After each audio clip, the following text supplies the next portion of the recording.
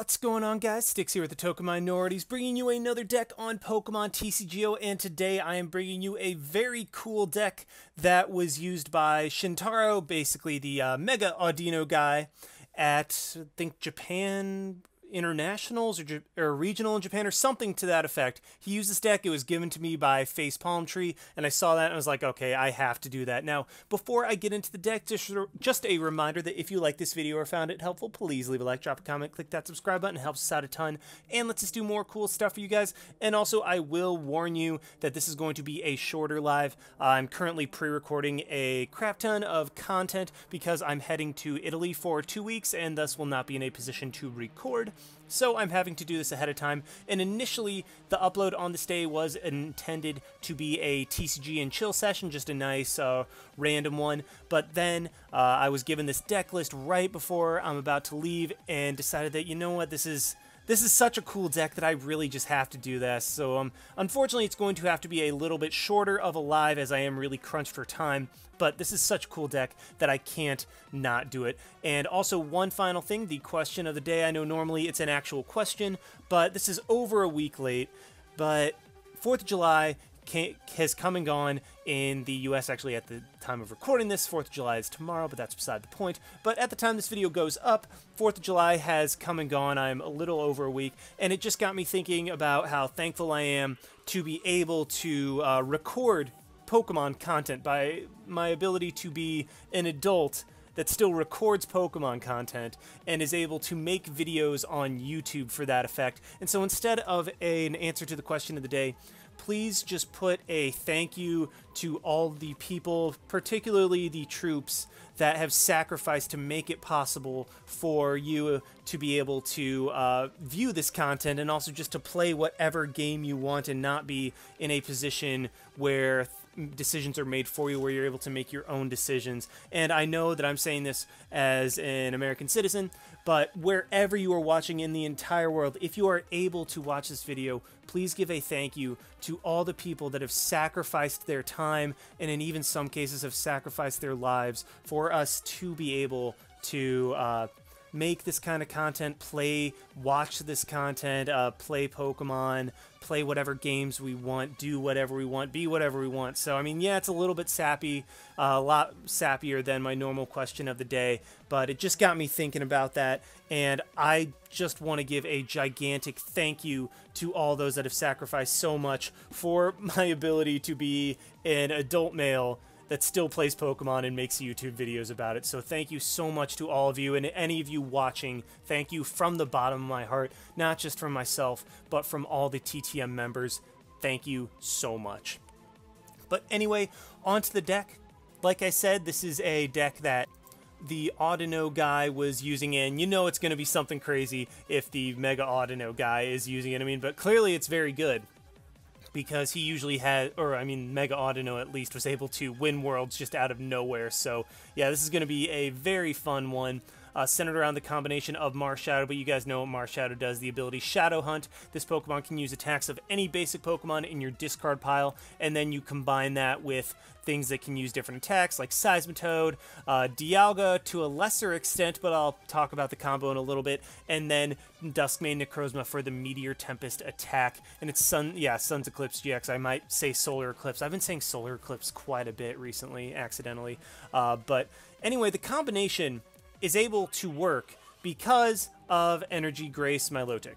With Energy Grace, once during your turn, you may knock this Pokemon out if you do attach 3 basic energy cards from your discard pile to one of your Pokemon that is not a Pokemon EX. Well, this card is outdated enough. This came out all the way back in Flashfire, to where, much like Bridget, we can abuse it for attaching energy to GXs and attaching energy to Marshadow. So really, the whole strategy behind this deck is to Energy Grace with Milotic, put 3 energy onto Marshadow, throw a DCE onto Marshadow, and then you can use Dialga's Timeless GX attack for 150, take a knockout, with the different boosts that you can get from, like, Diancie Prism Star and Choice Band, and then in the next turn, take another knockout by using Meteor Tempest to basically just give you 4 prizes in one turn and dramatically swing the match in your favor. I mean, this is such a cool idea. And then there's also Seismitoad to just item lock until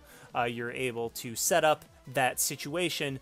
But really, this is just such a cool idea that I'm very, very excited to use. And then we have a bunch of other cards that are good for that combo as well. But I mean, that's basically the premise of the deck, and I'm hoping I can show you guys that.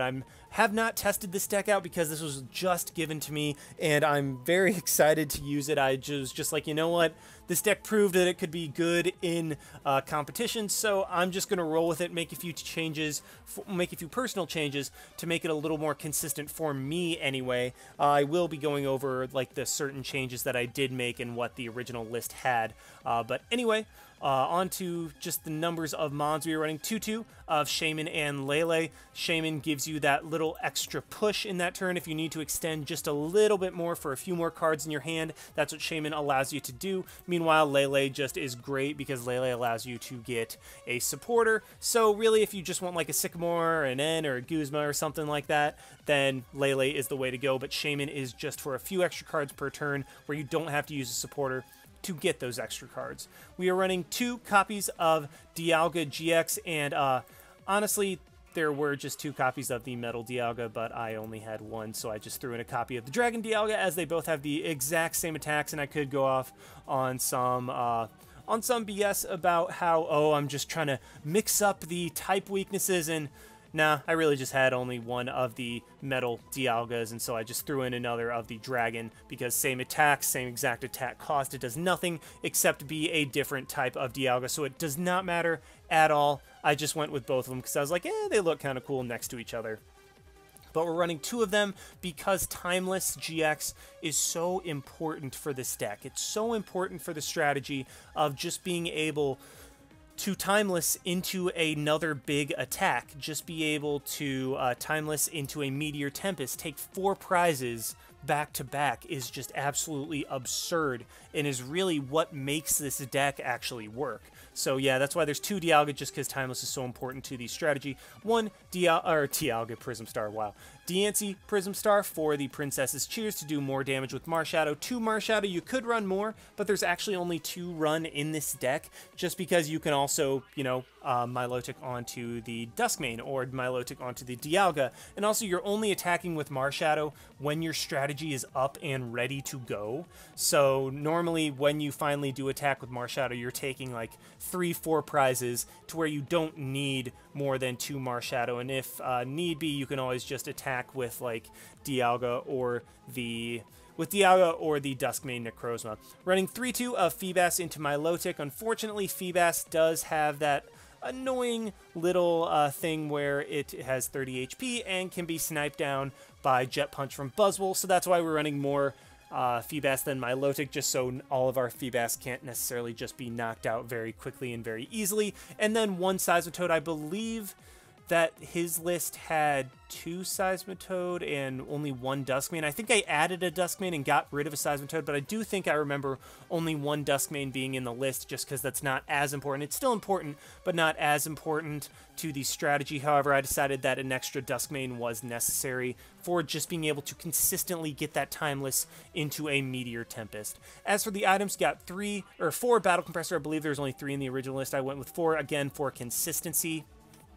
Just being able to throw Metal Energy and Dialga and Duskmane into the discard pile, as well as potential supporters. Running 4 just so we have that consistency. We have them in the discard pile when we need to throw them in there, and we can take full advantage of the situation when the situation does arise. 1 Counter Catcher, because Milotic knocks itself out, so you will be able to take advantage of the ability to just be behind in the prize game. You're able to use Counter Catcher immediately and still have a supporter for the turn. It's just a very nice little one-of tech that gives you the edge in a lot of situations. 1 Field Blower, because Garbodor and Choice Bands are annoying. 1 Rescue Stretcher as the method of recursion, because we really don't need to get energy back, as Milotic does that for us. 4 Trainer's Mail, just to help with the consistency. 4 Ultra Ball to guarantee get the supporter, or not the supporter, the Pokemon that we want when we want it. 4 VS Seeker to reuse all of our supporters. Sorry, I was like mixing up what the two cards did. Then we were running 2 Brooklet Hill. I believe there was 1 Parallel City and 1 Brooklet Hill in the original list, but again, I went with consistency. I just wanted to perfect the setup, not necessarily disrupt my opponent as much. I just wanted to grab whatever would give me the most consistent setup. So yeah, I changed the 1 Brooklet and 1 Parallel to just 2 Brooklet. And then as for these supporters, I'm running 4 Sycamore, 2 N, and 2 Guzma. Just a very simple line. Very basic. You got your shuffle draw, you got your discard draw, you got your Guzma. And it is worth noting that in the original list, there was Delinquent and Ace Trainer. And I did want to give special mention to this because I did get rid of those for consistency purposes, but it's such a devastating combo. So really, okay, the purpose of those would be, okay, so you knock yourself out with Energy Grace Milotic. Suddenly you're down on prizes as your Marshadow gets fully powered up, right? Well, then you Ace Trainer to put your opponent down to 3 cards while you're at 6. Then you Timeless GX, come back into your turn, and then Delinquent to get rid of the stadium, and your opponent discards the 3 cards that they had in their hand. So suddenly, you just took 4 prizes, and your opponent has no hand at all. They are 100% in top deck mode, like complete and utter top deck mode, like no cards in their hand to work with at all. Like that's just such a strong combo. But I decided that, you know what, I need to record this video. I need to get consistent games very quickly. So I did forego the Ace Trainer and Delinquent, but just know that those are options in this deck, and those were originally in the list that was used by Shintaro. And then we have 2 Choice Band and 2 Float Stone, just extra damage and free retreat, and then 4 DCE and 6 Mental Energy. So yeah, that's a deck. I'm sorry for rambling so long. Let's go ahead and get some games with this deck. Alrighty, we have found one against Water and Psychics, so that could be one of many things. We do win the coin flip, meaning we will go first, but I mean the Psychic's probably just a Lele. Really not sure what the Water is. And we do start off with, well, it's a hand that I can actually... Yeah, I can actually really use this. Because I have the Diancie, I just had to get it out of the active spot. But I mean, that's what Float Stones are for. I got an energy. And how do I want to do this? So I have the... Okay. So I have the Rescue Stretcher. I could throw a Sycamore into the discard pile. I think I want to throw an N, an Energy, and let's throw a Dialga too, because Timeless GX is what makes this deck work. So I can do that, or do I want to... Let's actually throw a Marshadow in there. Throw a Marshadow, that way I can have it to attach the energy to, and actually if I was going to do that, then I should have just grabbed a Sycamore, but I mean, an N's fine. I'll be able to get a fresh hand while being able to keep my VS Seeker. And here we go. Let's just go ahead and play the energy and the Choice Band, and then let's grab an N, get a fresh hand of 6. Hopefully it's something we can work with, and yes indeed, that is something we can 100% work with. Let's battle Compressor first and foremost. Throw a Dialga and a Dusk main in there so that Marshadow can copy those, and then another energy. There's already one in the discard pile. That is perfect for me because I can throw the 3rd one in there with this Ultra Ball. Let's get rid of the Guzma and the Metal to grab a Feebas, and 4 Sycamore are in the deck, as well as 3 double colorless energies. That is great to keep in mind. But yeah, then let's just Shaymin for 6 and see what we can get. We get some, wow, we get some really good stuff. Like, I'm actually really going to be able to work with this. So let's Brooklet Hill, grab another Feebas just in case my opponent manages to knock out... Yeah, just in case my opponent manages to knock out one of my Feebas, I don't want to be just left up a creek without a paddle. So yeah, that's what we're going to do. My opponent is going to attach a DCE to the Mewtwo. The Mewtwo is going to be a little bit annoying if I'm not able to... Yeah, the Mewtwo is going to be really annoying if I'm not able to just take that thing right out and he's able to get an attack off on Marshadow, because that could lead to some very bad situations. My opponent is just going to Lysander and Bursting Balloon. Interesting. So he will Psychic me for a good amount of damage, but I think I might actually with an energy, just be able to win on this coming turn. So let's Ultra Ball, get rid of the Ultra Ball, and I think probably the Marshadow to grab a Lele so that I'm able to have a supporter. Because I think if I simply just get another energy of any kind, then I will just straight up win the game, as I will be able to Timeless GX with Marshadow into a... Because I will be able to Timeless with Marshadow into a Meteor Tempest, which would knock out both. So first things first, I'm going to Energy Grace. Get all 3 energy onto the Marshadow.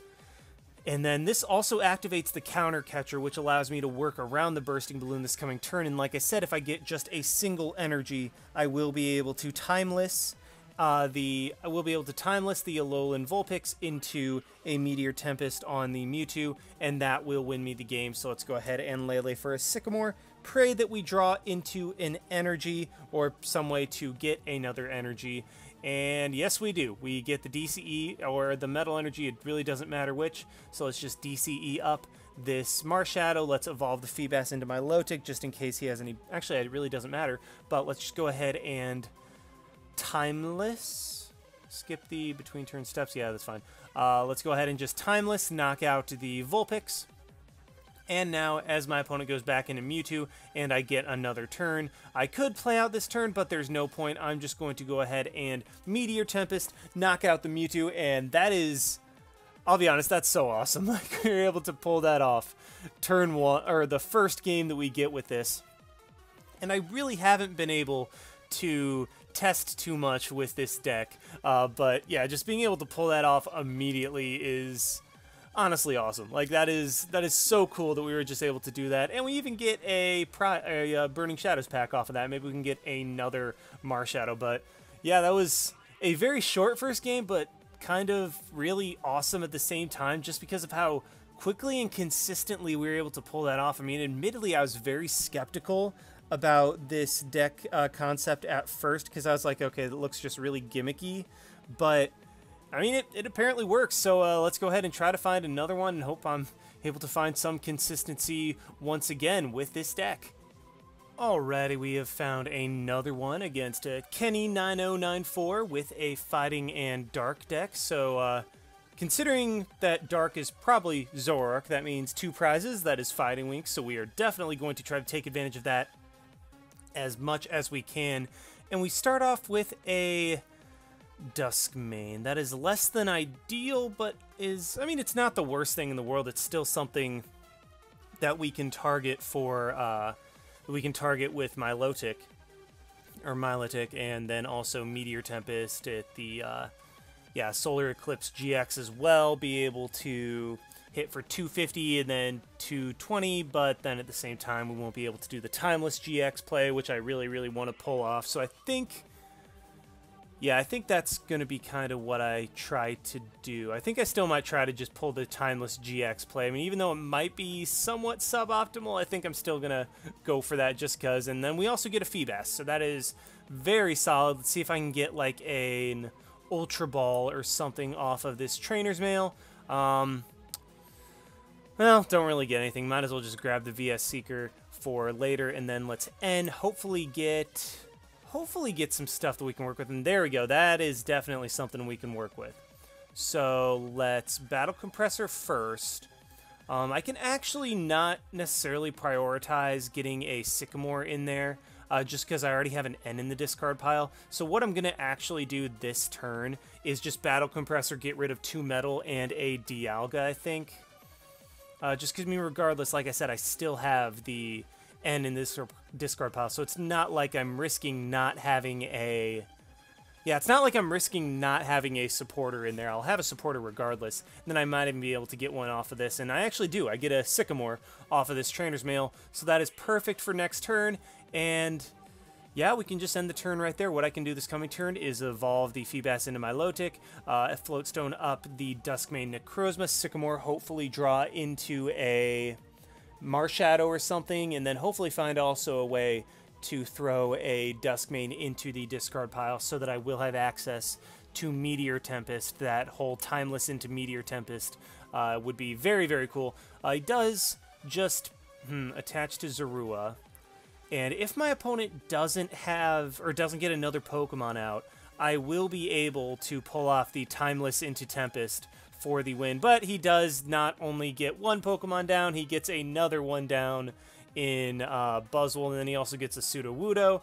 That's not the end of the world for me, as Milotic will be knocking itself out, so it's not that huge of a deal.